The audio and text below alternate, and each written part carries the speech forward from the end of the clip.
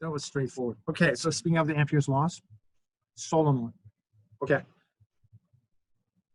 let's take a look at that simple derivation that I'm interested in. All right, so let's move on to the derivation of this one. Okay, guys, what I want you to do is just find the derivation. I'm not going to spend a lot of time on it, but there are a couple of things that I want you to focus on, which are kind of interesting. All right, so let me just get this up. Okay. Okay, take a look at this setup. Your Amperian loop is going to be located here. What I'm interested in is how do you apply this little formula to this setup that you're looking at. Okay, the rest of it is algebra or simple calculus, but I'm more interested in how you go from this setup and use this formula and come up with this equation, the final equation that you're looking at. Okay, this is more of an applied mathematics situation. All right, so one of the things that I'm going to focus on is this term that you're looking at. And I'm going to add just a little bit more to it than that. So it says right here, okay, I want you to focus on this now. Okay, so, okay, this is too thick. All right, so when you see something like this, it means that they want you to do the integration only in this direction. The Ampere's law is going to be carried out in this direction. So this is going to represent ds. Okay, so ds is going to be here. In this section of ds is going to be the same as L. In this section of ds is going to be the same as the length between B and C. In this section, the ds is going to be this length. In this section, the ds is going to be the length between D and A. Okay, so ds is going to be L, this length, okay, L plus this length, plus L, and plus that length, mathematically. All right, so which means that now you have a full loop, and then you just take a look at that region. Okay, that's what it means. Okay, now that we had a little bit of a discussion regarding ds, now what this says is, if you're looking at this portion, it says take the component of B along the direction of ds. That's what it says mathematically. So take the component of B along the direction of ds and then sum them up. This is a summation sign. All right, so the integral sign is the summation sign. Okay, so once again, let me say that. Take the component of B along the direction of ds and then sum up all those components. Okay, now we talked about ds being this is part of ds, L plus this distance plus L again plus that distance. So we are done with that. Now the next step is find the component of B along the direction of ds. Okay, now you're on the inside. Now let's take a look at the component of B. Okay, I'm using green for this one. All right, so the component of B in this direction is going to be, this is your B. This is along this direction. Got it? Okay, so what is the component of B in this direction? Does B have any component between B and C? Yes or no? No. No, right? I mean, B has only component along this direction. It doesn't have a component along this direction. Okay, so what is the cosine? If it doesn't have any component along this direction, obviously there's nothing to add up in this direction. Guys, do you see a magnetic field outside of the, what is the strength of the magnetic field outside?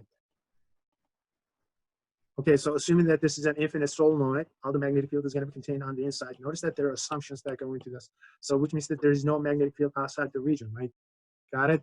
So assuming that this is an infinite solenoid, it's got no magnetic field on the outside. So this direction does not have, this displacement does not have a component, magnetic field component. So this is going to be 0.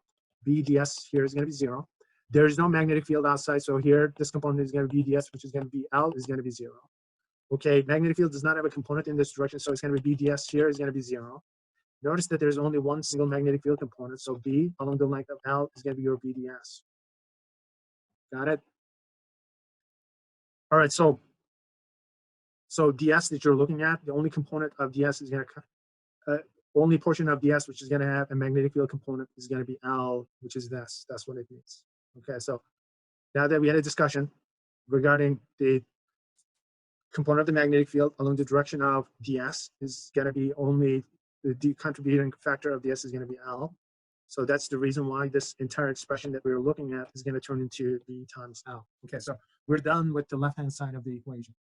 Okay, now let's focus on the right-hand side of the equation. Okay, guys, this is the total current inside the loop. All right, so this is our loop.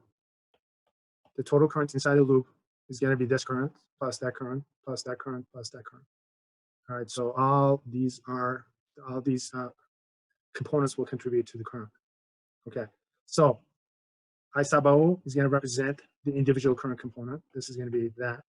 And then now you have 1, 2, 3, 4, 5, 6, 7. So you will have n number of turns in this case. So the net current is going to be n number of turns within the Amperian loop. That's it. So n is going to represent the number of turns within the loop that you're looking at. Okay, this is the number of turns within the Amperian loop. Okay, so Amperian loop is just, we decided to just grab a certain length of it. It could be an inch, it could be half an inch, it could be a centimeter. The problem will give you that. Okay, so now we discussed the right-hand side of the equation. Okay, so now we're down to this point. Okay, so now what do we do? Solve for B, which means that you have to divide both sides by L. So it's going to give you this. Number of turns per unit length becomes the number density. And then we came up with this formula. Okay, the reason why I like this derivation, because this derivation tells you how to interpret the component of B along the direction of the Amperian loop and the meaning of the net current. That's it. Okay, so now that we got this out of the way, okay, a couple of more discussions. Okay, what I'm gonna do, I'm gonna give you guys the derivation. I think I'm gonna do that. I'm gonna record it because you will need this for the more advanced. Most of you guys will have to take A&M, which means that you're gonna end up taking the more advanced version of this course. And the more advanced version, this course is all touchy and feely, which means that I want you to get the concepts and then apply the sort of math that you like to apply to it. Mostly algebra and trig, a little bit of calculus. Once you start taking the engineering level E&M, they will just place everything on a highly formatted mathematics, so you're not going to be able to get to the physics of it. All right, it becomes more of an applied math course. So this is where you guys kind of learn the physics of it. All right, so Biot Savard are the people. It's not one person, it's two Frenchmen. Okay, so Ørsted discovers that the current causes magnetism. Okay, that's it. Okay, so how do you figure out the strength of the magnetic field given the certain amount of current? So what's the mathematical expression for it? And Biot Savard are the people who come up with this mathematical expression for it. Okay, so here's what I want you to do at this point. Me talking about it is not going to make any difference. This requires Calc 3. I don't know if Calc 3 is a prerequisite for this course. This is, once again, we talked about the cross product, and then notice that there's an R hat, whatever that means to you. So we need to have a short little discussion. And this formula is going to come up from the setup. Okay, so let me just give you the setup, and then I want you guys to study this. I'm going to give you guys about 5 minutes, and then we will have a discussion. Guys, the current is going in this direction. Okay, and this thing that you're looking at is going to be ds. Okay, so this is your ds is going to be the arc length of the length that you're looking at, and then the current is going to be right inside of it. It's moving in the opposite direction. So what does this current do? The current moving in that direction is going to cause a magnetic field wrapped around just like that. All right, so what this says is this formula is trying to tell you how you can figure out the strength of that magnetic field right at this point. And the magnetic field is going into the page. That's what it says. So at least you guys understand that this is the amount of current moving along the direction of S. Okay, so ds represents just a small segment of it. So the current is in this direction. It's causing a magnetic field coming out of the page here and going into the page at that point. Okay, guys, R is a displacement vector. It's a position vector. It's just going to locate the point where you're interested in the strength of the magnetic field. So right at this point, you want to know what the strength of the magnetic field is. Okay. These guys came up with a mathematical expression that looks like this. Okay, so I'm going to ask you a few questions after you guys study this. What is the meaning of R hat? What does it do for you? And then the next question is, why did they decide on this constant, and why did they decide to divide it by 4 pi? All right, so all of a sudden it gets kind of interesting at this point. Okay, and then we're done with this chapter. Okay, so question number 1. How do you come up with this formula out of this geometry? How does that work? How does that go? All right, and before we discuss that, what's the meaning of R hat? Was that just like a vector with a length of 1 in the direction of R, like a unit vector? Okay, Nathan, give yourself 5 points for that one. Okay, guys, it's R hat. It's just that unit vector along the radial direction. So it's just going to be 1. Well, what is 1? The length of it is going to be 1. Okay, so it's just a directional vector. It doesn't mean anything. It just says, I want you to take a look at ds. ds is going to be in this direction. And then cross it with R. All right, so Okay, so how does that go? All right, let me just take a look at it. Okay, so ds, yeah, let's do it again. ds cross r in terms of vectors. Okay, so ds is going in this direction. R is going in this direction. ds cross r would be pointing in the downward direction in essence. Okay, so that's the way these guys started it. Okay, it's tough to explain it, but that's the reason why I'm not teaching calculus. All right, this is somebody else's problem. Okay, so ds is going in this direction. What they're trying to do is they're trying to generate a vector going into the page at this point. Okay, the closest thing that you can come up with is going to be ds cross r. Okay, so skip this one, focus on this section. So ds cross r will give you a vector going into the page. Okay, and all of a sudden that's the expression that they were able to come up with. Okay, so if I were part of this team, my starting point would be, okay, so I'm looking for a vector which is going to go into the page. So ds cross r is going to be a vector which is going into the page. So it's going to be going into the page at this location. So this portion would be it. Okay, this would be your starting point. So all of a sudden the question is, why is it that it's divided by r cubed? Okay, so that requires a little bit of mathematics. I don't know how they came up with that. Also, I don't know how they figured that this was going to be mu naught and y divided by 4 pi.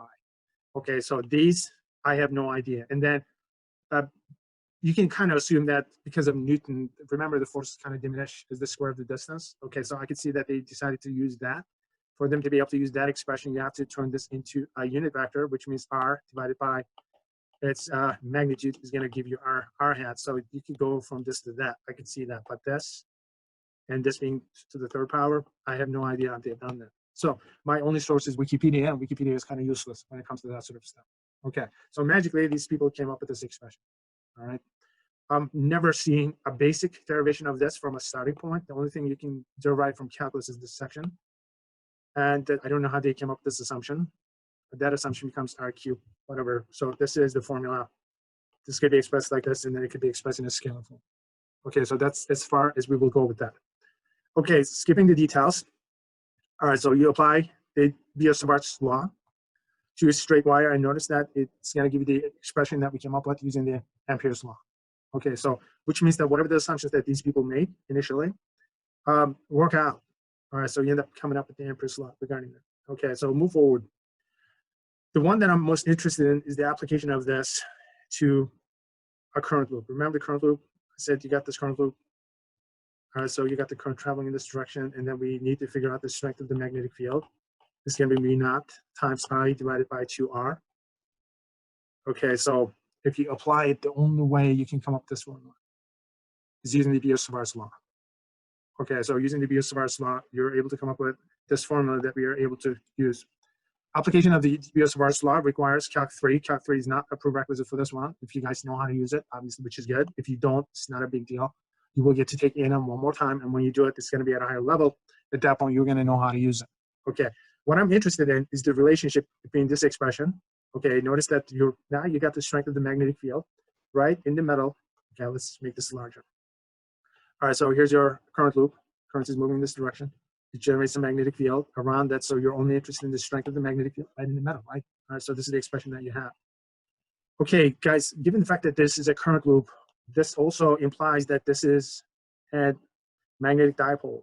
All right, so what I did, mathematically, I took this expression, and then I did a little bit of an interesting algebra, and then I was able to express the strength of the magnetic field in terms of the magnetic quality of this loop, because this loop is going to act like a magnetic dipole in that sense. Notice that the strength of the magnetic field, which is along the z direction, all right, is going to be some factor of its magnetic dipole moment. Okay, so what that means is by using an external magnetic field, and discussion that we had last time, so let's get back to the same discussion. And so does every proton, every neutron, and every electron in the universe. Because the current loop is going to act like a magnetic dipole, by using an external magnetic field, you can line up all these loops in the same direction. All right, so the loop is going to end up experiencing a magnetic torque as a result. In any magnetic field, a magnet experiences equal and opposite forces at its poles, so that it tends to line up with the field. In other words, the field exerts a torque that tends to make the North Pole point in the direction of the field. In fact, that's how the direction of the field is defined.